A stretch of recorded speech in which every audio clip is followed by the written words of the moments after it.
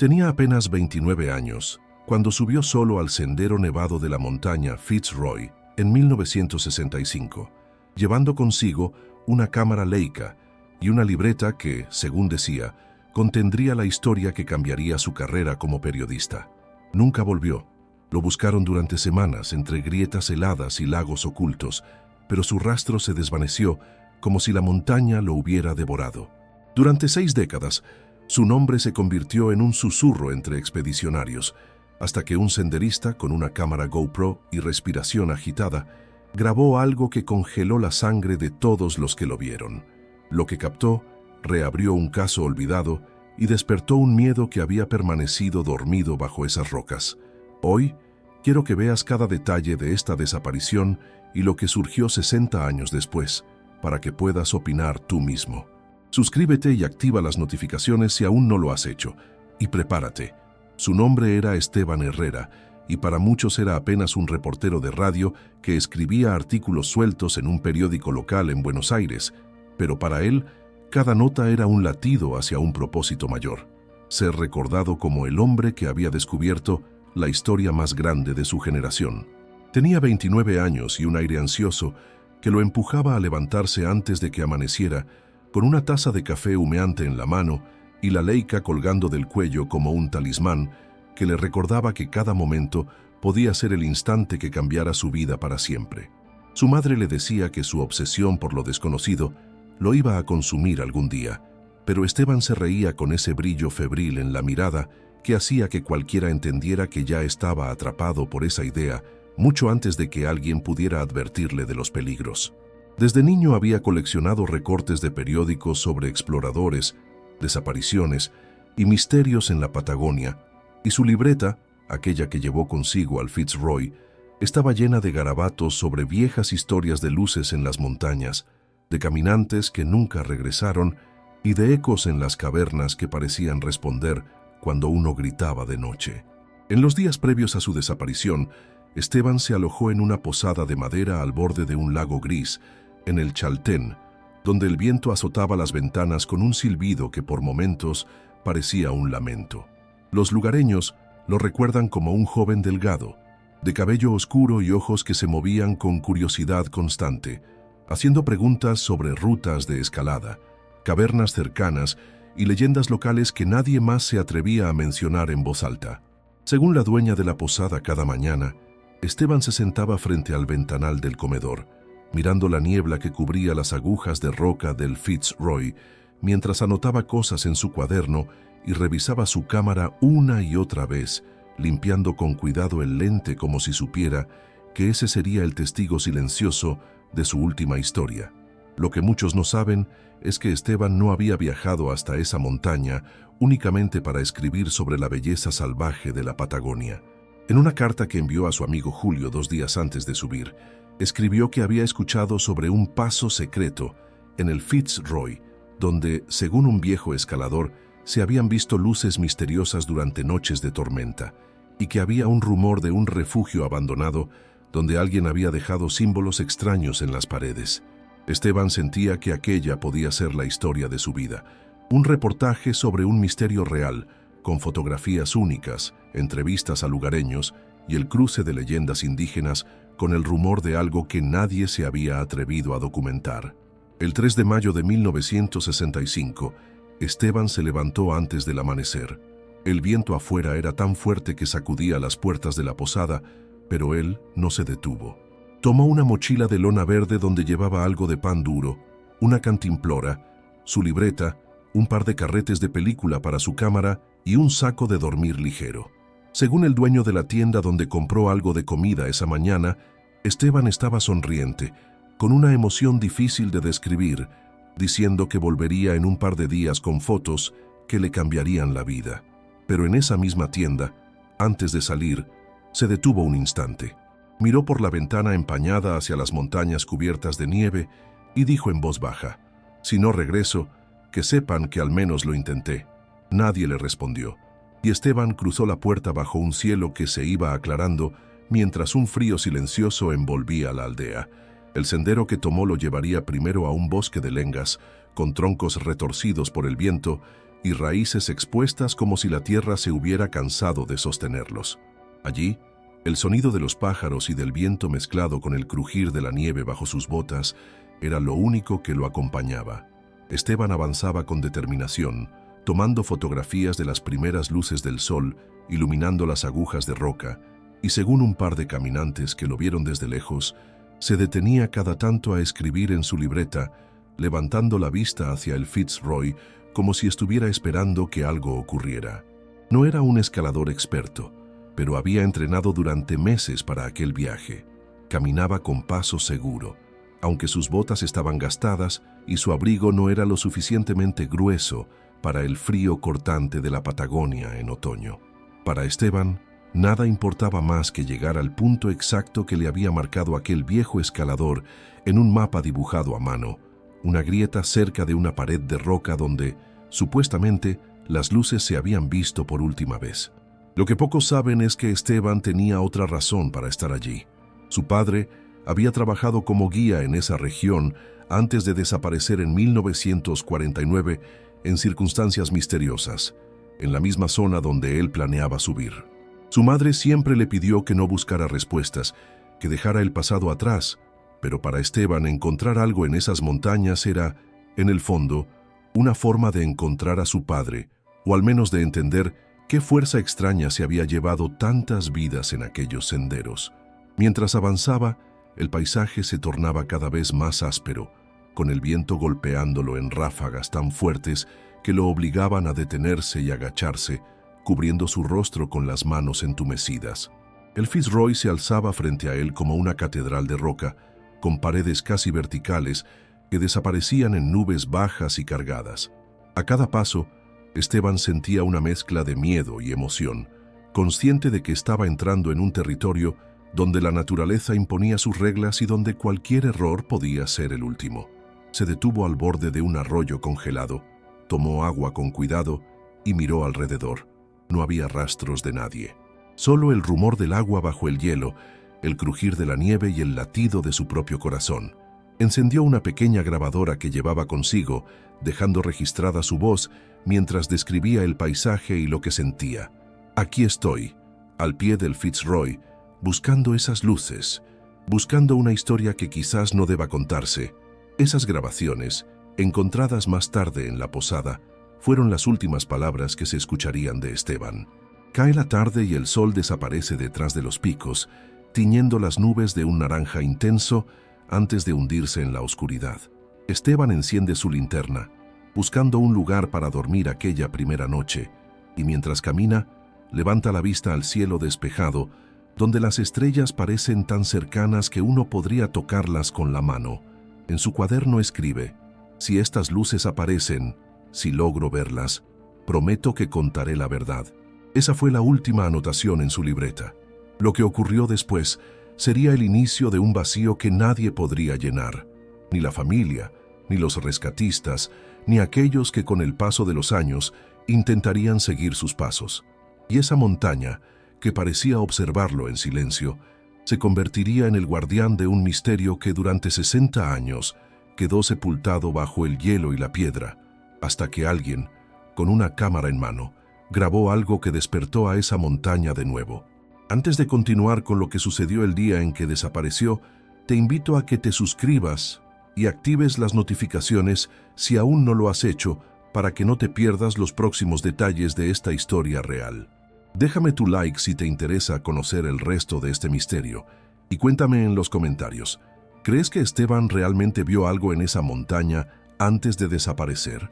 Quiero saber tu opinión y también cuéntame desde qué país y ciudad estás viendo este video, así podré saludarte en los próximos casos que narremos aquí.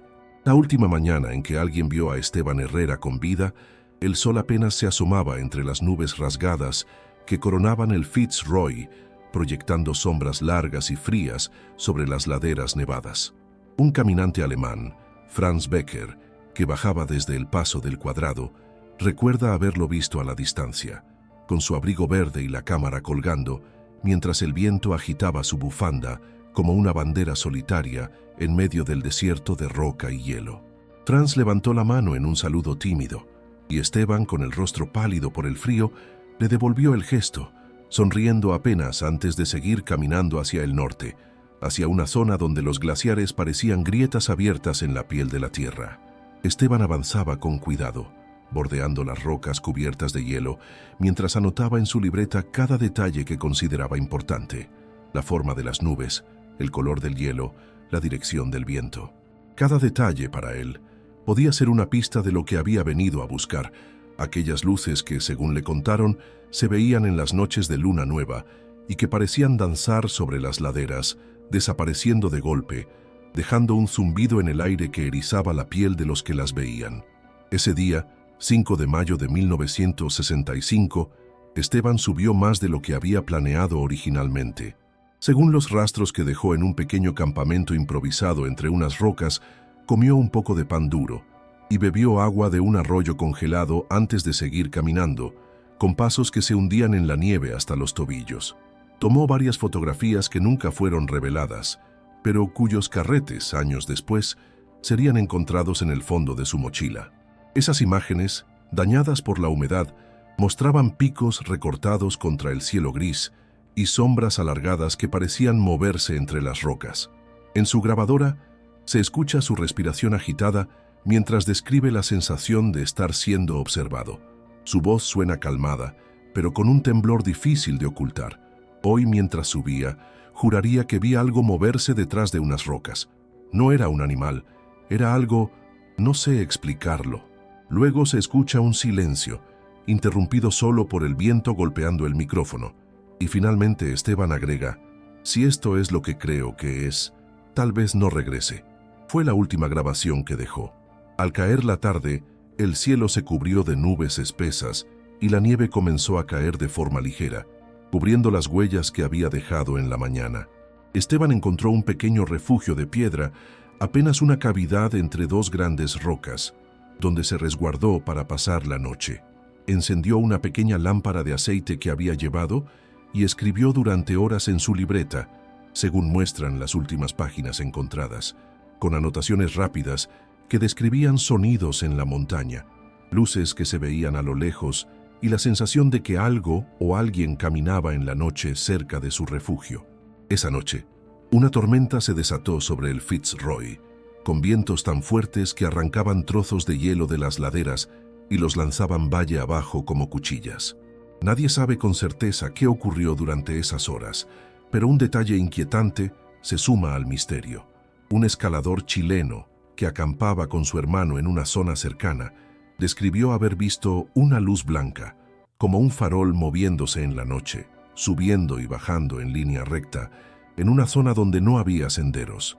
Esa luz, según dijo, se apagó de golpe, dejando la montaña en una oscuridad absoluta. A la mañana siguiente, Esteban no estaba en su improvisado refugio. La lámpara de aceite estaba apagada, su saco de dormir vacío, su mochila abierta y parte de su comida intacta. Lo único que faltaba era su libreta y su cámara. No había huellas recientes alrededor debido a la nieve que había caído durante la noche, y no había señales de lucha ni rastros de sangre. Era como si Esteban hubiera salido caminando en medio de la tormenta, dejando todo atrás, con la única compañía de su cuaderno y su cámara, persiguiendo aquello que había ido a buscar. Durante semanas se organizó una búsqueda en la zona. Rescatistas locales, guías de montaña y voluntarios recorrieron los senderos, revisaron grietas y campos de hielo, llamaron su nombre una y otra vez en medio del viento, pero la montaña guardaba silencio. Lo único que encontraron semanas después fue una huella parcial de bota cerca de una grieta profunda, donde el hielo parecía formar un laberinto azul en sus entrañas. Era imposible determinar si esa huella era de Esteban o de alguno de los rescatistas que habían pasado por el lugar, y la grieta era tan peligrosa que nadie pudo descender a buscar más pistas. Los días pasaron y luego se convirtieron en meses. La madre de Esteban viajó desde Buenos Aires, con el rostro demacrado y los ojos hinchados por el llanto, para caminar por los senderos donde su hijo había desaparecido. Se sentó al borde de un lago, mirando las montañas, diciendo en voz baja: «Si estás aquí, regresa. Si ya no puedes, dame una señal». Pero el Fitzroy solo le devolvía su reflejo tembloroso en el agua gris, mientras el viento arrastraba su voz hacia las rocas. Con el paso del tiempo, la historia de Esteban se convirtió en un rumor entre montañistas y guías locales. Algunos decían que se había caído en una grieta y que su cuerpo estaba congelado en las profundidades. Otros aseguraban que lo habían visto en sueños, caminando por las laderas del Fitzroy con su cámara colgando, buscando esas luces que tanto ansiaba fotografiar.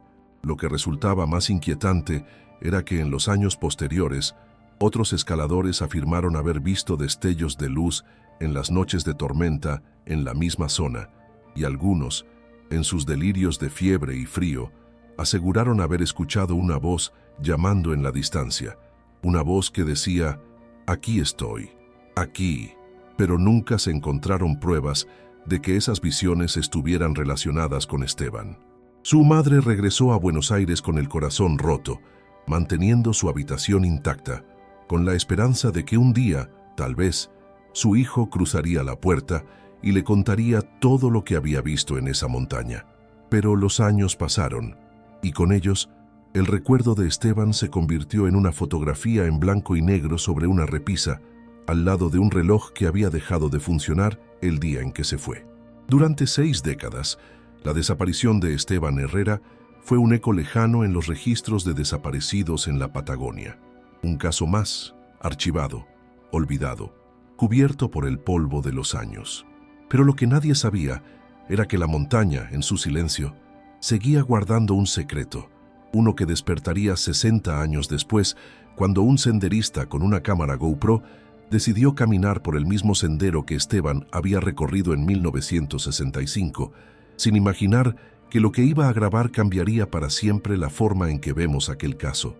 Antes de que pasemos a ese momento inquietante y a lo que ese senderista encontró, quiero invitarte a que dejes tu like si esta historia te está atrapando y a que te suscribas con la campanita activada para que no te pierdas la continuación de este caso. Además, cuéntame en los comentarios, ¿tú crees que Esteban vio realmente algo en esa montaña la noche que desapareció? ¿O fue víctima de un accidente mientras perseguía su obsesión? Quiero saber tu opinión. Y también cuéntame desde qué país y ciudad estás viendo este video. Así podremos seguir investigando estos casos juntos mientras descubrimos los misterios más extraños de desapariciones en lugares remotos. Al amanecer del tercer día tras la desaparición de Esteban Herrera, un guía local llamado Nicanor Suárez fue quien dio la alarma formal. Había visto su abrigo verde colgado en una rama seca, balanceándose en el viento como un faro silencioso en la neblina. Pero no había rastro de Esteban cerca, ni en el sendero, ni en el improvisado refugio de piedra que había utilizado. Solo quedaban las huellas de pasos antiguos, en parte cubiertas por la nieve caída durante la tormenta. La policía local, con apenas 2 agentes disponibles en el Chaltén, tardó casi 48 horas en coordinar con la gendarmería y con algunos guías voluntarios para formar un primer grupo de búsqueda. Mientras tanto, la madre de Esteban llegó al pueblo en un viejo autobús, con la fotografía de su hijo en la mano, caminando de casa en casa, pidiendo a los vecinos que la ayudaran a encontrarlo. Cada puerta que tocaba, cada rostro que encontraba, veía en sus ojos una mezcla de compasión y resignación, porque todos sabían que la montaña, cuando toma a alguien, rara vez lo devuelve. Los primeros días de búsqueda fueron improvisados, con hombres caminando en fila, gritando el nombre de Esteban mientras avanzaban por senderos nevados y peligrosos. El Fitzroy, imponente y silencioso, se alzaba sobre ellos mientras el viento helado barría las huellas que lograban encontrar, haciendo que cada jornada de búsqueda pareciera inútil. Algunas noches, los voluntarios dormían en carpas al pie de la montaña, mientras el viento hacía temblar las lonas y el crujir del hielo los mantenía despiertos, preguntándose si Esteban estaría vivo en algún lugar cercano, esperando ser rescatado. Los rescatistas utilizaban silbatos y linternas por las noches, con la esperanza de ver una señal de luz en respuesta, pero la oscuridad era completa. Lo único que escuchaban era el eco de sus propios gritos rebotando en las paredes de piedra, como si la montaña se burlara de sus esfuerzos. Una semana después, llegó un grupo de rescate de Bariloche con perros entrenados, pero el clima empeoró de inmediato, con tormentas de nieve y ráfagas de viento que hacían imposible avanzar sin riesgo de caer en grietas ocultas bajo la nieve. En una ocasión, uno de los perros ladró insistentemente cerca de una grieta, pero al intentar bajar, un bloque de hielo se desprendió, obligando a los rescatistas a retroceder. Nadie pudo comprobar si en esa grieta había rastros de Esteban. Las autoridades locales comenzaron a recibir críticas de la familia de Esteban y de algunos periodistas que se interesaron brevemente en el caso. Se hablaba de falta de recursos, de inexperiencia en la búsqueda de personas en alta montaña y de desorganización. La madre de Esteban se paró frente a la comisaría del pueblo con la fotografía de su hijo en alto, pidiendo que no detuvieran la búsqueda, pero los días seguían pasando. El clima empeoraba y los recursos eran cada vez más limitados. Los helicópteros nunca llegaron. No había presupuesto, dijeron las autoridades, y el mal clima lo habría impedido de todos modos.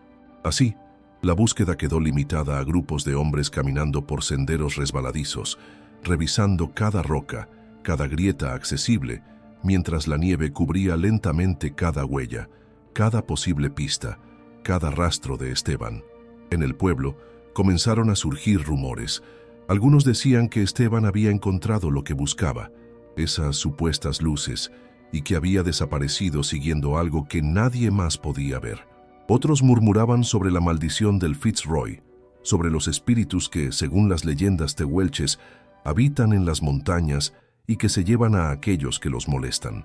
La madre de Esteban, mientras tanto, se aferraba a la esperanza, dejando una vela encendida cada noche en la ventana de la habitación que alquiló en la posada, mirando la montaña desde allí, rogando en silencio. Las semanas se convirtieron en meses, y poco a poco, la búsqueda se fue deteniendo. Los voluntarios regresaron a sus trabajos, los guías volvieron a recibir turistas, y los rescatistas fueron llamados para otros casos. La madre de Esteban permaneció un tiempo más en el Chaltén, caminando cada mañana hasta el inicio del sendero, mirando hacia la montaña, esperando ver a su hijo aparecer con su cámara colgada, con esa sonrisa nerviosa que siempre tenía antes de contarle sobre sus descubrimientos. Pero Esteban no volvió. Lo que quedó de la investigación fue un expediente delgado, archivado en una pequeña comisaría, con un par de fotografías, una lista de objetos encontrados y testimonios contradictorios de personas que aseguraban haberlo visto en diferentes puntos de la montaña en días distintos. Nadie pudo determinar el punto exacto donde desapareció, ni cuál fue el último lugar donde se le vio con claridad. La libreta de Esteban y su cámara nunca fueron encontradas, al igual que él. Con el paso de los años, la madre de Esteban regresó a Buenos Aires, con el rostro envejecido por el dolor, y cada tanto enviaba cartas a la comisaría de El Chaltén preguntando si había novedades. Las cartas se acumulaban, sin respuesta, en un cajón polvoriento, porque no había novedades, no había rastros, no había cuerpo, solo había un vacío. La historia de Esteban se convirtió en una advertencia entre los montañistas. No subas solo al Fitzroy. La montaña no devuelve a todos los que se pierden. Cada tanto, algún escalador mencionaba haber encontrado objetos viejos entre las rocas, una cantimplora oxidada, un pedazo de tela verde, una correa de cámara, pero nada que pudiera ser identificado con certeza como perteneciente a Esteban. El caso se fue diluyendo con el tiempo. Los periodistas dejaron de escribir sobre él, los curiosos dejaron de preguntar y las autoridades cerraron la investigación por falta de pruebas. El Fitzroy siguió allí, inmutable, recibiendo cada año a cientos de escaladores, algunos de los cuales también desaparecieron en circunstancias extrañas, alimentando la leyenda de la montaña que devora a quienes se atreven a buscar sus secretos. Pero 60 años después, cuando todo parecía olvidado, cuando incluso los más viejos del pueblo ya casi no recordaban el nombre de Esteban Herrera, un joven senderista con una GoPro en el pecho, decidió caminar por el mismo sendero que Esteban había tomado en 1965, buscando grabar imágenes para su canal de naturaleza. Lo que grabó allí, en una tarde fría y silenciosa, reabriría el caso que todos creían enterrado y mostraría algo que cambiaría para siempre la historia de la desaparición de Esteban. Antes de que te cuente qué fue lo que ese senderista grabó y cómo esto cambió todo lo que se creía saber sobre este caso, Quiero invitarte a que dejes tu like si esta historia te mantiene intrigado y te suscribas al canal activando la campanita para que no te pierdas la próxima parte de esta desaparición misteriosa. Además, cuéntame en los comentarios. ¿Tú crees que Esteban simplemente tuvo un accidente en la montaña o que en realidad encontró algo que nadie más debía ver? Déjame tu opinión y también cuéntame desde qué país y ciudad estás viendo este video, porque me encanta leer desde dónde nos acompañan mientras exploramos juntos los casos de desapariciones más inquietantes del mundo.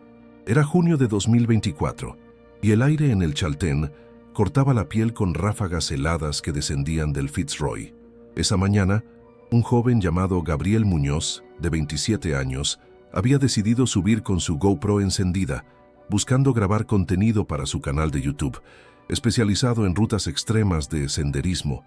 Su plan era sencillo: mostrar la belleza de la Patagonia en invierno, capturar imágenes de las nubes girando en torno a los picos, del hielo quebrándose en los arroyos y del silencio absoluto de las montañas. Gabriel caminaba por un sendero apenas marcado entre la nieve, avanzando con pasos lentos mientras su respiración quedaba registrada por la cámara. De vez en cuando, se detenía a describir el paisaje con su voz baja, comentando lo imponente que se sentía estar allí, en un lugar donde sabes que si algo sale mal, nadie podrá escucharte. Fue entonces cuando, al intentar buscar un ángulo para grabar un plano de la quebrada, notó algo que no cuadraba en medio de aquella inmensidad blanca y roca. Apenas visible bajo una capa de hielo translúcido, había un bulto oscuro, algo que no parecía roca, madera ni una rama caída. Gabriel detuvo la grabación por un instante y se agachó, golpeando con cuidado el hielo con una pequeña piedra hasta que se agrietó en varias líneas. Con cuidado, fue retirando trozos de hielo, y cuando logró descubrir por completo el objeto, sintió un escalofrío que recorrió todo su cuerpo. Era una mochila verde, antigua, con las hebillas oxidadas y el cuero endurecido por el frío de décadas. Gabriel se quedó en silencio, mirando a su alrededor, sintiendo que aquel lugar se volvía más frío de lo que ya era, como si la montaña entera contuviera el aliento. Con manos temblorosas, encendió de nuevo la cámara para registrar lo que estaba viendo. En la grabación se escucha su voz temblorosa. Amigos, esto es muy raro. Esto no es de ahora. La mochila estaba trabada entre dos rocas, como si el hielo la hubiera conservado en el mismo lugar durante años. Gabriel, sin saber exactamente qué hacer, decidió abrirla allí mismo, y cuando lo hizo, el olor a humedad y cuero podrido lo golpeó con fuerza.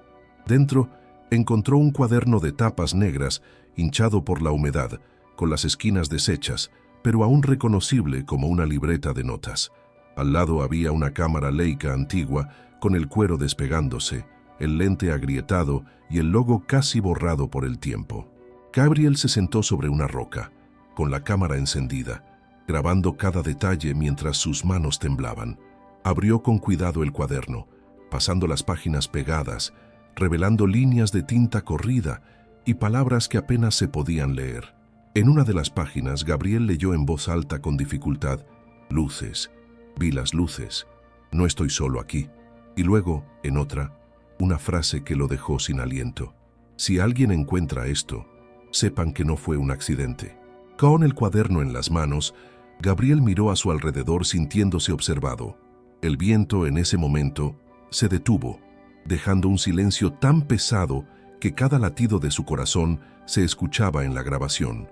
Tomó la cámara Leica, la acercó a la GoPro para mostrar cada detalle mientras su voz decía: esto podría ser de ese periodista que desapareció aquí hace décadas.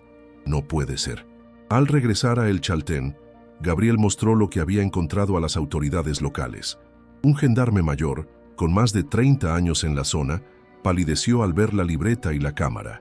Esto es de Esteban Herrera, dijo, mientras pasaba sus dedos por la tapa de la libreta, recordando la historia que su padre le contaba de pequeño, sobre el joven periodista que desapareció buscando luces en la montaña. El hallazgo causó revuelo en el pueblo. Los más ancianos se acercaron a ver la mochila, algunos persignándose, otros murmurando que ese descubrimiento solo traería desgracias. El cuaderno fue llevado a una oficina improvisada para intentar secar las páginas sin dañarlas, usando ventiladores y hojas de papel absorbente. Lo poco que se pudo leer hablaba de noches de insomnio, de pasos escuchados en la nieve y de luces blancas que aparecían y desaparecían, siempre en el mismo punto, cerca de una grieta profunda. Pero lo que más inquietó a todos fue el carrete que aún estaba dentro de la cámara Leica, sellado, cubierto de polvo y óxido, pero intacto. Tras debates con especialistas, se decidió enviarlo a Buenos Aires, donde un laboratorio especializado intentaría revelar las imágenes, conscientes de que el paso de 60 años en el frío tal vez hubiera conservado parte del material. Las fotos reveladas semanas después causaron un impacto que nadie esperaba. La mayoría eran imágenes borrosas de paisajes nevados, rocas y nubes, pero en una de ellas, aunque dañada y quemada en los bordes, se podía ver claramente una figura de pie, a lo lejos, en medio de la nieve, sosteniendo una lámpara o algo que emitía luz, con un halo blanco que iluminaba parcialmente la figura. Lo más inquietante era que no había registros de nadie más en esa zona durante la desaparición de Esteban.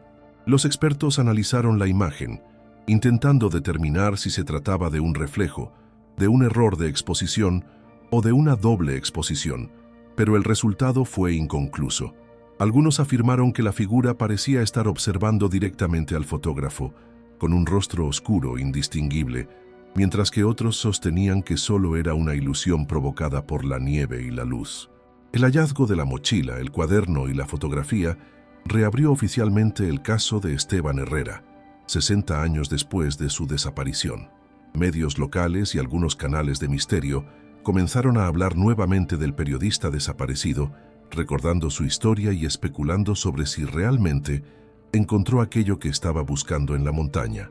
Algunos investigadores independientes viajaron a El Chaltén para analizar el lugar donde se encontró la mochila, buscando pistas, objetos o restos que pudieran aclarar lo que sucedió aquella noche de 1965. Pero el Fitzroy seguía inmutable, observando desde las alturas, sin revelar sus secretos. Para la familia de Esteban, lo que quedaba de ella, este hallazgo trajo más preguntas que respuestas. Una sobrina nieta de Esteban, que conservaba una fotografía de él joven con su cámara, viajó hasta la Patagonia, dejando flores en la base de la montaña, diciendo en voz baja: «Ahora sé que estuviste aquí, que luchaste hasta el final por lo que creías». Y mientras la investigación se reactivaba, comenzaron a surgir teorías. Algunos decían que Esteban había logrado documentar un fenómeno inexplicable en la montaña.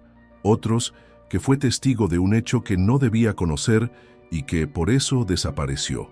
Otros, más escépticos, sostenían que la foto era una simple coincidencia y que Esteban, en su obsesión, se perdió en un terreno hostil que terminó siendo su tumba. El Fitzroy, mientras tanto, siguió cubierto de nubes y nieve, como si nada hubiera pasado. Antes de que te cuente las teorías más impactantes sobre lo que realmente le pudo haber sucedido a Esteban Herrera en 1965, quiero pedirte que dejes tu like si esta historia te está intrigando tanto como a mí, y que te suscribas con la campanita activada para que no te pierdas la última parte de este caso. Además, cuéntame en los comentarios, ¿tú qué crees que se ve en esa fotografía? ¿Es un fenómeno real, un reflejo o algo que no podemos explicar? Y no olvides decirme desde qué país y ciudad estás viendo este video. Me encantará saberlo y saludarte mientras seguimos explorando juntos los casos de desapariciones más misteriosas del mundo. Después de la revelación de la fotografía hallada en la cámara Leica de Esteban, las preguntas comenzaron a multiplicarse, dejando a todos con una sensación de vacío y curiosidad que se aferraba a la piel. Lo que se ve en esa imagen, esa figura con un halo de luz en medio de la nieve, se convirtió en un misterio que cada uno interpretó de forma diferente, como si el Fitzroy hubiera decidido hablar, pero en un lenguaje que nadie entiende por completo. Algunos expertos en fenómenos paranormales aseguraron que lo que Esteban logró fotografiar eran las llamadas luces de la Patagonia, un fenómeno inexplicable que, según ciertos registros indígenas y testimonios aislados, se presenta en noches de tormenta, cuando una luz blanca se mueve entre las montañas, desapareciendo cuando alguien se acerca. Otros creyeron que esa figura era una persona real, tal vez un habitante de la zona que, por razones desconocidas, se cruzó con Esteban y desapareció en la historia sin dejar rastro. Pero hay quienes afirman que lo que Esteban capturó fue algo más oscuro. Algunos creen que en su búsqueda obsesiva por registrar lo desconocido, Esteban se topó con actividades ilícitas en la montaña. En los años 60, se decía que ciertas rutas en la Patagonia eran utilizadas por contrabandistas para trasladar objetos o incluso personas entre Argentina y Chile. Quizás, dicen algunos, Esteban vio algo que no debía ver, y su desaparición no fue un accidente, sino un acto deliberado para silenciarlo. Otros sostienen que Esteban, presionado por el peso de las expectativas, por esa obsesión de dejar un legado, pudo haber planeado su propia desaparición, dejando pistas intencionales en su cuaderno y arriesgándose en terrenos peligrosos para forjar un mito que sobreviviera más que su propia vida. Sin embargo, quienes lo conocieron descartan esta teoría. Esteban quería vivir para contar la historia, dijo su mejor amigo Julio en una entrevista años después. Quería regresar y publicarla, no desaparecer.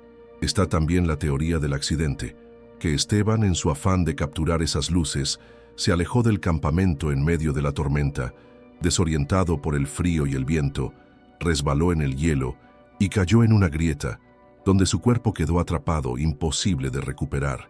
El hallazgo de la mochila congelada, 60 años después, parece respaldar esta teoría, aunque nadie ha encontrado sus restos, y la cámara y el cuaderno aparecieron sin señales claras de un accidente en el sitio. Pero para los más sensibles, esta historia tiene un matiz místico, casi espiritual. Dicen que el Fitzroy elige a aquellos que se acercan demasiado a sus secretos. Que Esteban, en su última noche, vio esas luces, las siguió y se perdió en un lugar entre este mundo y otro, como si la montaña lo hubiera absorbido en su silencio para convertirlo en parte de ella. Algunos escaladores cuentan que, en noches muy frías, cuando el viento se detiene de golpe, se puede escuchar una voz entre los ecos que dice, «Aquí estoy, aquí», y que una pequeña luz blanca aparece a lo lejos, moviéndose, invitando a los curiosos a seguirla. Lo que queda de esta historia no es solo la desaparición de un periodista, sino una lección sobre los límites de la curiosidad humana, sobre cómo a veces la obsesión por encontrar respuestas puede conducirnos a lugares de los que no hay retorno. Esteban fue un hombre que persiguió un misterio con tanta intensidad que terminó convirtiéndose en parte de él, dejando tras de sí un vacío que ni los años, ni la nieve, ni el silencio han logrado cubrir. Cuando miramos esa fotografía dañada, con el contorno de una figura iluminada en medio de la tormenta, no vemos solo un fragmento del pasado, sino un reflejo de nuestra propia necesidad de encontrar sentido en lo inexplicable. Porque al final, la historia de Esteban es también la historia de cada uno de nosotros, buscando respuestas en un mundo que a veces solo nos ofrece preguntas. Hoy, después de 6 décadas, la montaña sigue allí, inmutable, mientras el viento continúa llevando los ecos de las voces que alguna vez se alzaron pidiendo ayuda, de las promesas de quienes juraron regresar y de los pasos de quienes, como Esteban, desaparecieron siguiendo aquello que brilla en la oscuridad. Ahora te pregunto a ti, mientras estás viendo este video, ¿qué crees que vio Esteban aquella noche en el Fitzroy? ¿Fue un fenómeno inexplicable, un encuentro con lo desconocido, o simplemente el reflejo de su propia obsesión en la soledad de la montaña? ¿O crees que alguien no quiso que Esteban regresara para contar su historia? Déjame tu opinión en los comentarios, porque me encantaría saber qué piensas sobre este caso y qué crees que se ve en esa fotografía que Esteban dejó como su última huella en este mundo. Si esta historia te ha impactado tanto como a mí al investigarla y contarla, dale like a este video ahora mismo para que pueda llegar a más personas que aman los misterios y las historias de desapariciones reales. Suscríbete al canal y activa las notificaciones con la campanita para que no te pierdas ninguno de los próximos casos extraños que vamos a seguir explorando juntos, donde desentrañaremos las desapariciones más inquietantes del mundo. Comenta desde qué país y ciudad estás viendo este video. Me encanta leer desde dónde nos acompañan, mientras juntos mantenemos viva la memoria de casos como el de Esteban Herrera, un hombre que, buscando la verdad, terminó convirtiéndose en parte del misterio mismo. Dale like, comenta, suscríbete y activa las notificaciones. Te espero en el próximo caso.